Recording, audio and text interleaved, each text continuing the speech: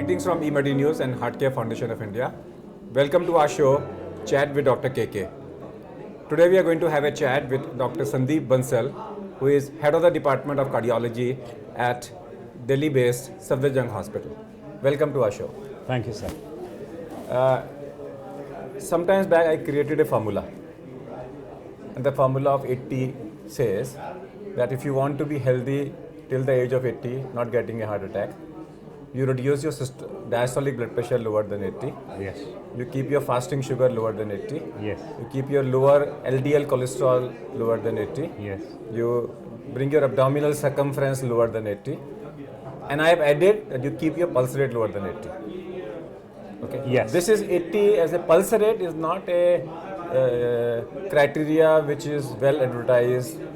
But there are studies which talks about that if your resting heart rate is more, Yes. then your chances of CAD sudden death are higher. Yes. So let us focus on resting heart rate. Right. So what are the studies available that which talks about inappropriate tachycardia is linked to sudden cardiac death or with heart attack? First of all, I must congratulate you because you've simplified the whole issue. Interestingly, there are studies and wherein the figure hovers around this figure that you mentioned. It has been seen, in fact, there are studies to show that if the heart rate, when it exceeds 79 or 78 beats per minute, which is very close to 80, then the chances of death is much higher in these patients. And these studies are actually available for all categories of people. For normal people, for people who have had, who have coronary artery disease, for people who have had a myocardial infarction, for people who have heart failure. For every single category, a higher heart rate is associated with a greater mortality and morbidity. That is one thing which is clear. Even normal population, the higher resting heart rate, there are studies in our own country, for example, there are studies from Jaipur, wherein it has been seen that higher heart rates are associated, in normal people, are associated with higher chances of events and higher mortality. So that data is very much there across the board in normal population as well as every single category of patients. So if I go back to our mythology, our Rishi Munis, Yeah. they all used to talk about yoga. Yes. And the basic fundamental principle of yoga is that it reduces respiratory rate Yes. and heart rate. Yes. Oh, it's That's what. absolutely. And if I go to the mortality of myocardial infarction and acute heart attack, the only drug which reduces mortality is the beta blocker. Yes. Again, it is linked to. Yes. And today people say that yoga is nothing but a beta blocker in yoga is meditation, relaxation, pranayam, which reduces the heart rate. Yes. That means heart rate in our mythology was also mentioned as equivalent to that of a respiratory rate, which is a pranayam. Yes.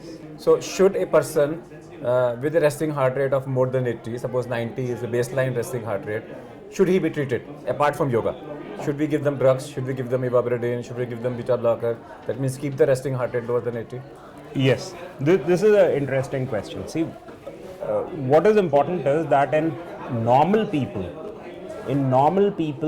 reducing the heart rate with the help of drugs, unless it's really causing a problem, somebody continues to have a heart rate of 130 or 140, resting heart rate. So I'm talking about 90, 100. Yeah, in those patients, it need not be treated with the drugs because it has been seen, for example, with drugs like ivabradine, there is no data at present.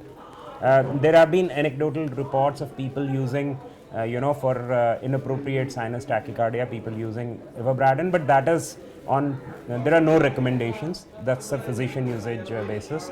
As far as the usage of beta blockers in these patients is concerned, it has been seen that it is not good to use beta blockers in these patients who have structurally normal hearts or are normal. So and not even those patients who have hypertension.